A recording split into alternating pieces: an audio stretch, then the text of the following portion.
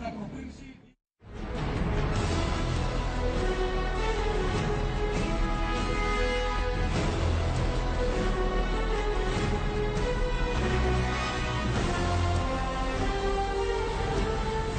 dan kontroversial membuat banyak pihak menilai sosok Basuki Cahayapurnama bukanlah wakil gubernur biasa. Bagaimana pandangannya tentang Jakarta dan pembangunan di Jakarta, juga perannya sebagai wakil gubernur? Kami akan ajak Anda berbincang dengan pria yang biasa disapa Ahok ini sesaat lagi.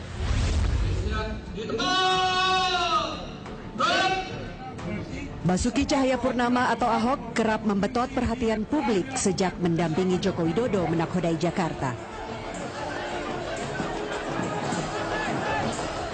Gaya komunikasinya yang blak-blakan, seringkali nyelekit dan menohok, serta kerap menerbitkan kontroversi.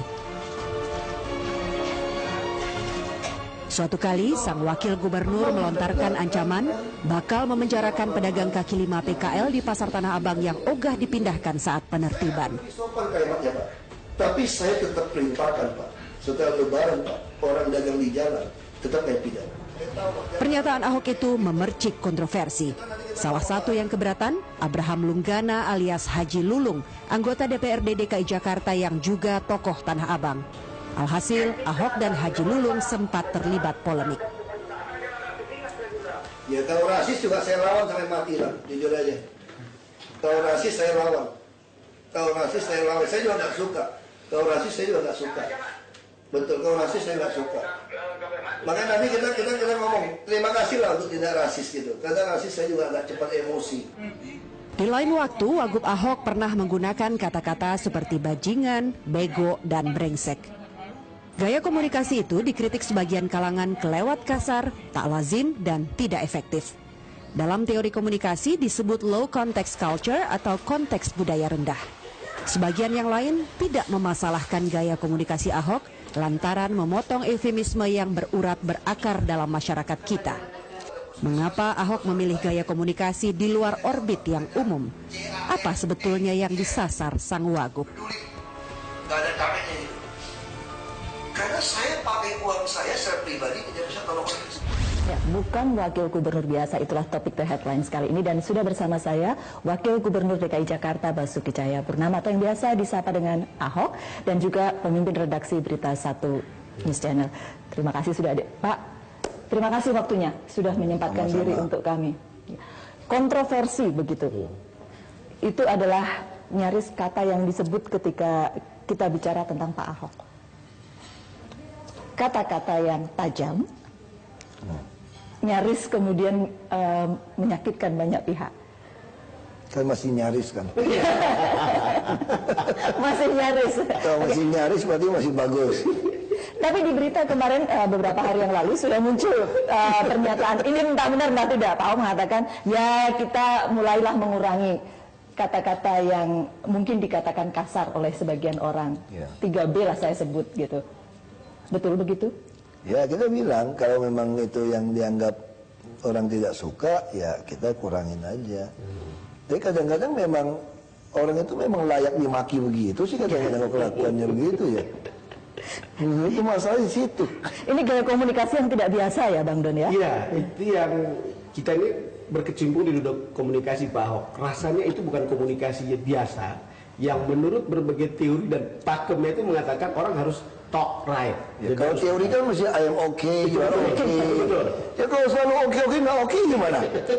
Masa mesti ikutin teori terus? Ya tidak, saya tidak maksud untuk ikutin teori, tapi kemudian itu menjadi kekhasan, itu bisa komplimen dari orang, tapi juga bisa dapat kritik dari berbagai kalangan. Pak Ahok sendiri kalau dengar respon seperti apa ketika komunikasinya begitu? Ya, kita suka bercanda begini. Mau jadi presiden saja sama gubernur DKI hanya 50% plus 1. Syaratnya kan? Ya, betul. Ya, kalau yang positifnya masih di atas 50% plus 1 berarti masih oke kan? Uang yang milih di atas 50% ya, kalau mau menin semua orang, mesti selera semua orang, ya nggak pernah penuh. Tidak menyenangkan semua orang, tidak bisa kita senangin semua orang, tapi juga kan tidak mungkin kita menyusahkan banyak orang juga, atau membuat orang lain. Makanya kita tinggal hitung, yang susah berapa banyak. Kalau yang semua susah yang punya kepentingan pribadi, ya biarin aja susah. Dasar dia kurang ngajar bertahun-tahun. Tapi kalau Pak Ahok katakan mengurangi kata-kata yang kemudian dibilang nyelekit gitu, apakah itu disadari bahwa kemudian tidak terlalu bermanfaat atau bagaimana? Saya sih pikir gini ya oke lah kata-kata bajingan atau yang kampret. Rupanya orang nggak suka kan. Ya kita kurangin lah, kalau masih ingat, kalau nggak ingat juga semprot aja. Itu bukan cermin bahwa memang DKI harus dihadapi dengan temperamen seperti itu? Bukan soal temperamen, sebenarnya DKI ini, persoalan DKI itu jauh lebih mudah daripada daerah lain. Kenapa? Karena kajian persoalan lengkap, kajian solusi lengkap. Kalau kita ketemu 10 orang diskusi di DKI, rata-rata 8 orang itu di atas saya. Akademisi tingkat akademiknya ya, akademisinya ya. Banyak ahlinya begitulah ya. Profesor, doktor, PhD. Kalau di kampung saya nggak bisa ketemu 10 orang, mungkin 8 orang di bawah saya tingkat pendidikannya. Jadi Jakarta lebih mudah sebetulnya. Nah masalahnya kamu berani nggak eksekusi? Karena setiap keputusan yang kamu buat pasti ada oknum dari yang melarat sampai oknum konglomerat terganggu kepentingannya. Bayangkan dia puluhan tahun merasa benar, boleh seenaknya, tiba-tiba Anda datang mau menegakkan peraturan. Tentu dia tidak suka. Artinya tidak saja cukup dengan tindakan yang tegas, tapi juga bicara harus tegas dan jelas seperti ini. Karena kita ngomong baik-baik dia nggak ngerti. Kita udah tetangnya baik-baik, dia nggak ngerti. Sama seperti kita sama anak kan. Kalau ada anak yang peka, kita prototin, dia sudah masuk dia. Kalau dia main hujan gitu ya, prototin dia udah masuk. Tapi ada anak yang nggak ngerti loh. Jadi gaya komunikasi itu memang perlu. Mesti didatengin kan, teriakin kencang tau gak? Tapi ada anak juga teriakin nggak ngerti juga, dijewer gitu kan.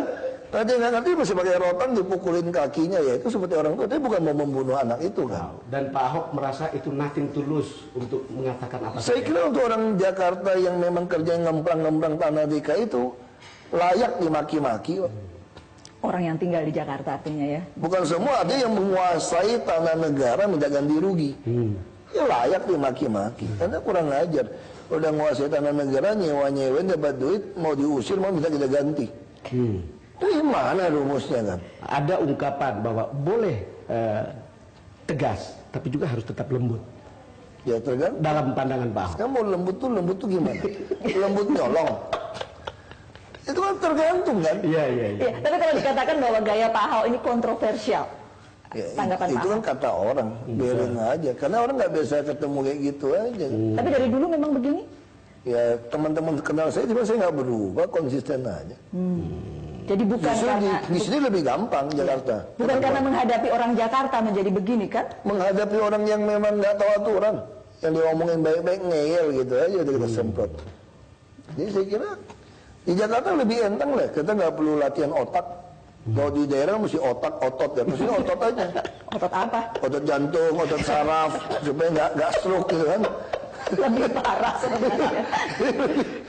Salah loh, itu lebih tidak parah. Kalau belajar ilmu susah, belum tentu masuk ke otak. Tapi kalau otot kamu ngangkat besi terus masih kebentuk otot, lebih mudah otot.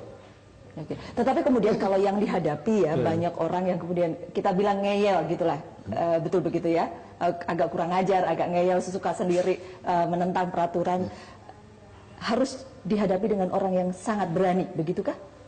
Sebetulnya bukan soal berani nggak berani ya saya bilang. Ini saya suka cerita gini, ini ibarat naik kapal laut, penumpang ada nenek-nenek kecebur ke laut kan, nggak ada yang mau nolong. Lalu ada satu anak muda terjun menolong dia. Begitu naik ke atas semua bilang anak muda ini berani dong, dengan ombak besar kok terjun. Sampai ke dek anak muda tanya siapa yang jorokin gua gitu. Jadi sebenarnya ini sama. Jadi yang terjadi kami tiba-tiba udah didorong orang Jakarta jadi gubernur wakil gubernur kan. Jadi udah sekalian berenang aja deh, bukan mau nolong orang, udah kecebur gimana? Masa mau kabur? Ini kalau lihat cara berkomunikasi begini, saya kalau jadi anak buah Pak Ahok itu ketar-ketir juga. Apakah Pak Ahok akan bersuara keras atau apa hari ini gitu? Enggak juga. Sehat-sehat aja, nggak ada yang kena stroke tuh sih. Baik-baik aja kan, ini ketawa-tawa. Iya, karena begitu menjabat, kemudian yang pertama kali muncul adalah bagaimana rapat itu muncul di YouTube gitu kan. Iya, itu kan kecelakaan itu. Sekarang nggak perlu muncul ke YouTube, kita udah bikin sistem. Saya tinggal lock, saya kunci semua anggaran Anda. Kalau dulu marah-marah dikibulin kan, begitu dia balik dia ketik lagi sendiri kan. Kalau sekarang saya udah ada sistem, saya lock. Nggak mempan ya itu ngupload di YouTube itu? Orang kadang-kadang kalau orang memang gitu itu cuek aja. Dia itu bisa ngibulin aja kan. Nah, sekarang kita juga mesti pintar, pikir aja sistem. Ada 3 kata yang kita catat ya, atau media catat dari Pak Ahok. Ada kata bajingan, ketika anak-anak yang bajak Metro Mini, terus Anda bilang itu bukan anak-anak tapi calon bajingan. Lalu kemudian ada kata bego, ketika orang datang ke dukun, para politisi, calon politisi datang ke dukun untuk cari suara, lalu kemudian itu bego itu. Kita sebetulnya bisa buka praktek seperti itu untuk nipu-nipu orang bego kayak begini gitu. Lalu ada kata apa lagi satu yang berhubungan dengan saya tahu kalau boleh brengsek. Kata brengsek. Ya, kata brengsek. Itu ada hubungannya dengan ketika seseorang mengatakan atau media mengatakan mengutip orang DKI. Itu belum dibayar itu pegawai penjaga pintu air tuh. Anda bilang itu brengsek, itu fitnah gitu. Kata-kata ini kan soal kepatutan di depan umum Pak Ahok. Mengatakan itu gitu. Layak saya sebagai wartawan itu bisa bertanya seperti itu gitu. Kira-kira kalau ditakar sama Pak Ahok sendiri gimana? Biasa saja kah atau? Biasa-biasa aja. Lebih kejam yang korupsi, bikin orang susah. Okay. Nah, itu kan tergantung kan. Anda mau saya sopan-sopan? Iya baik. Jadi jutaan orang nggak bisa sekolah, nggak bisa berobat karena saya tilep uangnya. Itu betul. Saya beli rumah di luar negeri, pegang US dollar. Anda suka yang model gitu? Saya akan lebih memilih kata-kata kasar daripada itu. Iya kan? Iya betul. Ya kalau mau pilih nggak usah kata-kata kasar. Mas saya nggak mempan, dibagi-bagi sudah nggak mempan ini. Jadi sebenarnya layak diomelin. DKI ini unik kata orang ya. Ada Pak Ahok yang sangat keras, ada Pak Jokowi yang kemudian agak, kalau boleh saya bilang berbeda gitu ya. Siapa bilang Pak Jokowi nggak keras? Paling tidak musiknya aja Metallica. Jangan-jangan sedang memerankan sebagai polisi baik dan polisi enggak juga. jahat. Tidak ada pembagian. Beliau sekarang udah bergeser kok. Dulu waktu beliau datang kan kami tidak akan mempersoalkan masa lalu, semua kerja baik-baik. Yang penting kita sama-sama. Kemudian naik lagi. Udah mulai naik lagi nih. Temponya kan. Kalau yang tidak mau ikut, ya sudah kami tinggal. Nah, gitu kan. Jadi sekarang sudah dalam posisi. Sudah naik lagi kan. Ya. Kalau memang begitu terus, ya sudah ganti saja. Nah, naik lagi. Pecat aja udah. Nah, itu akibatnya tahu nggak? Itu teori bilang pergaulan yang buruk merusak kebiasaan yang baik. Kita bilang mau pergaulannya jadi buruk lingkungan. Dia gaul sama saya jadi agak jadi merusak kebiasaan baiknya gitu. Tapi senang Pak Ahok karena melihat seorang pemimpin yang berkomunikasi apa adanya tanpa embel-embel atau handicap untuk pencitraan lalu sopan kreatif, baik-baik. Itu namanya kreatif. Ngomong dulu baru mikir. Saya aja nggak tahu saya mau ngomong apa. Berarti kreatif dong. Apalagi orang kamu nggak bisa niru kan? Saya aja nggak bisa niru. Udah ngomong baru kepikir loh. Sudah beda lagi. Jadi kreatif kan? Nggak bisa ngulang juga. Ya, kemarin kita ada buat satu joke. Ini lucu nih. Kalau gitu kamu mengikuti mazhabnya Yusuf Kala dong. Kenapa rupanya? Oh, sekarang beda. Kenapa Pak Yusuf Kala nggak mau diajak lagi dari Pak SBY untuk periode kedua? Karena Pak Yusuf Kala itu tipenya itu kerjain dulu baru mikir katanya. Kamu ngomong gitu kan? Nah saya nggak sama dengan beliau. Kalau kamu kerja dulu baru mikir ya marah dong bos kamu. Orang kamu wakil awak sikil kok. Ya. Apa wakil? Awak sikil itu nggak ada kepala gitu kan bahasa Jawa kan. Karena wakil gubernur bukan. Nah saya kenapa Pak Jokowi tidak marah sama saya? Saya kan bukan kerjain dulu baru mikir. Saya kan baru ngomong dulu baru mikir kan. Kalau ngomong salah bos masih sempat negor. Kalau Pak Yusuf Kala nggak sempat negor lagi itu udah lakuin. Nah itu beda jadi macamnya beda. Kadang-kadang kan kita perlu melihat diri sendiri kan. Setelah berjalan pada satu malam atau setelah kita sampai di rumah kita mikirkan lagi apa yang kita sudah buat hari ini. Ya. Apa yang Anda pikirkan tentang apa yang sudah Anda buat pada satu hari misalnya? Gitu. Nah, Saya pikir gitu aja. Di sini gampang semua. Asal kamu siap mati aja. Itu saya selalu berpikir.